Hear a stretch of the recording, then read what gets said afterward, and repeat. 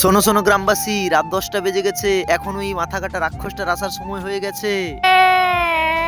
দোকান বন্ধ করে পালাও, ওই রাক্ষসটা আসার সময় হয়ে গেছে। কি? রাক্ষস আসার সময় হয়ে গেছে, তাড়াতাড়ি দোকান বন্ধ করে পালাই। বাচ্চা বুড়ো যারা বাড়ির বাইরে আছো, তাড়াতাড়ি বাড়ির ভেতরে চলে যাও। আরে কি হয়েছে মৌলানা সাহেব? মাথা কাটা রাক্ষসটার আসার সময় হয়ে গেছে। কি?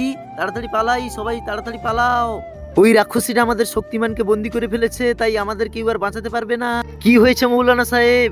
ওই রাক্ষসীরা আমাদের শক্তিমানকে বন্দি করে ফেলেছে, আমাদের কেউ আর বাঁচাতে পারবে না। তাড়াতাড়ি বাড়ির ভেতরে পালিয়ে যাই। শক্তিমান, তোর জন্য এতদিন ওদের কিছু করতে পারিনি, এখন তুই কিভাবে ওদের বাঁচাবি?